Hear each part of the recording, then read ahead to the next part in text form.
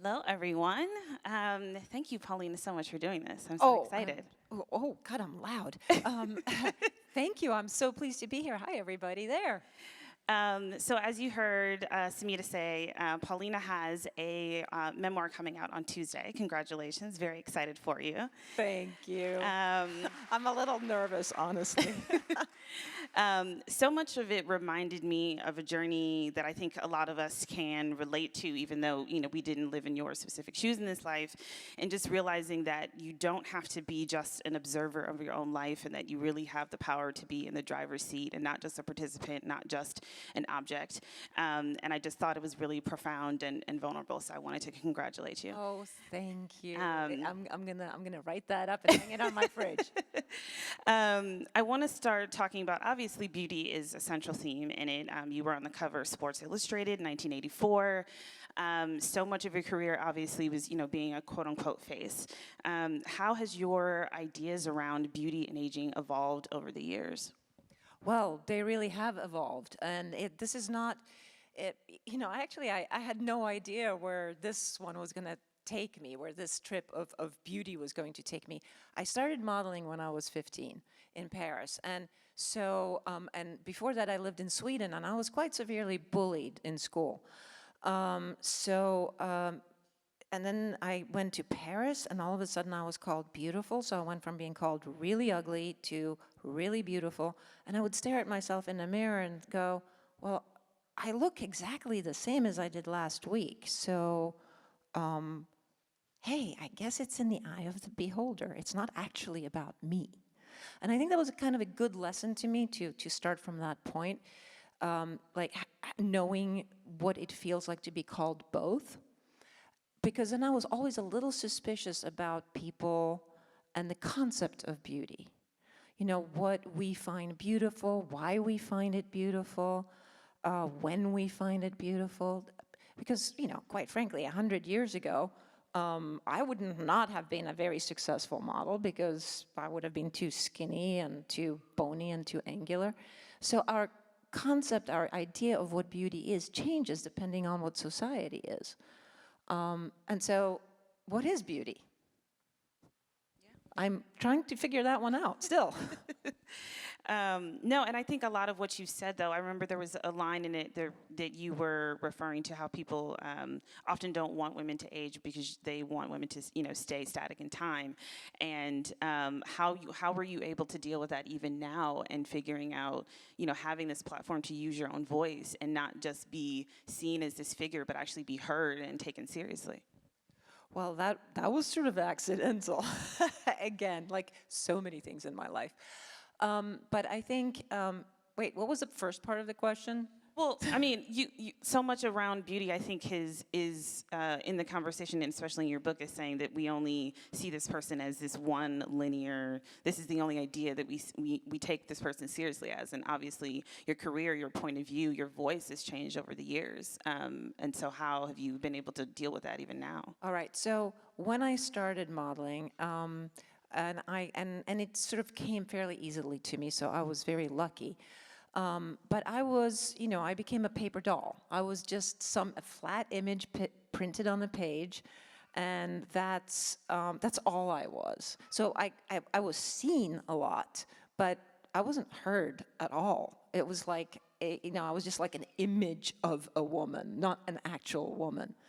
And so that was kind of a beautiful part of aging, is that I guess when you're deemed no longer perfect, it humanizes you, and people can start relating better. It's like you're not okay. So I've actually aged out of my business. I've sort of aged out of modeling. I get to be I get a couple of jobs a year, but I'm like literally a couple of jobs a year. But that also made me think in people will refer to me as when you were in your prime, meaning when I was in my 20s. And I knew nothing in my 20s. I was an arrogant little cow. I had gotten a lot of money because of the way I looked, because I would arrive to a job with, shaved legs and clean hair, and that's what I was getting paid for. Now, I'm a woman that has collected life experiences, the spices of life. And I'm so much the richer for it. But this is now where my beauty is no longer viable. And I just find that so interesting that we as women, we are nature, we're not objects. And this is how you see the real objectification of women, because we are supposed to stay static, like an object of beauty. And we're not allowed to change, like nature, which is what we are. And I'm sorry, I'm fall now, and fall is pretty damn great. It is. Thank you. There was another theme in the book that I think had a lot of different central lines through it, specifically just the theme of survival, but also money and how it's tied to that. You grew up you were born in the Cold War in Czechoslovakia. You took care of your family to, your historic $6 million Estee Lauder contract, to one specific passage where you had said that the money from your contract was deposited into the family purse and that you had no real idea what happened to it, to even later on, battling and, the state of your husband. What have you learned about survival and how it's tied to money? Well, I think I fairly early in my book, there's a little essay about, when I was a child and I had to go and steal food in a supermarket because we were sort of accidentally left alone for 2 weeks with my 3-year-old brother. So I know how to survive with very little money. I had been through it as a child. There's no question that money makes life a lot easier. No question about that. But then I also sort of gathered the idea that money is important so that you have a roof over your head, so you don't get arrested for stealing food. There's a lot of important things about money, but also it doesn't make you happy. It doesn't purchase you love, which I kind of thought that it would. It doesn't buy you acceptance, which I also kind of thought it would when I was a kid. I sort of learned that as I made the money and went, oh wait, emotionally I still feel the same. And so I think because money was handed to me at a fairly young age, and I thought, oh, money's not important, only love is important. And I married a man who was quite a bit older than I, and I thought he knew everything, and I left all of our financial matters up to him. I just thought, I don't know why I thought that was a good idea, but at the time I was like, well, we are in love, we'll be together forever, and we'll figure this out together. I'm taking care of everything else. I'm doing the household and the children and, the food and all of that is mine. So he's taking care of the money part. Well, he did.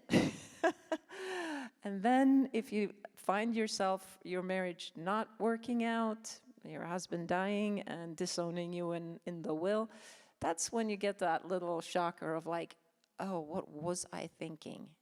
What did I do that for? I sort of handed the responsibility for me over to my husband, and that was the one thing that I would really advise against. This actually leads to my next question, because there was another line that stuck with me, in which you had said, "I wish I hadn't handed over the purview of me to someone else." And there's always so much conversation on social media around women and soft life and ambition versus autonomy, and how have you been able to navigate that now in retrospect? And is there anything that you would do differently as far as just being in the driver's seat of your own life? Well, look, if I got to do it all over again, yes, I would have certainly done things differently with money specifically. I would have minded what money was mine. I would have had separate accounts. I would have kept working a little bit more. I would have probably given up a little less of the childcare, because it turns out your kids, like I asked them at one point, I was like, guys, so who do you feel like did more of the work in the parenting? And they were like, oh, it was about equal. Yeah. I was like, oh, shit. I could have totally taken time out to myself. So that's one thing. And then the other thing is, coming out on the other side of this and, being in a lawsuit and, and all of this like terrible stuff that happened when my husband passed, and and our money was suddenly no longer our money. I suddenly didn't deserve my part. And I thought, if I could give women, and I really should stay away from advice, because I do not have things figured out. I am not in a position to give any advice. But I do believe that if a woman chooses to be a stay-at-home mother, which is a really freaking hard job, her and her husband should have a little talk about it, and she should have an account, and she should be paid for her work. I think this would be a really good idea. Thank you. And honestly, I think I encourage everyone to read this book, because I do think that you have a lot of advice to give, and you've had a lot of life lessons, which I think all of us together as a community want to hear more of. But I think what amazed me about it was very introspective, but also really hopeful. I felt like you've gone through so much, and you are still. It felt very in the theme of that you are still hopeful that the best is yet to come in your life. And I just was wondering where that comes from. Yeah, good question. I don't know where it comes from. Sometimes it comes from me just like beating my head up against the wall and going, things gotta get better, right?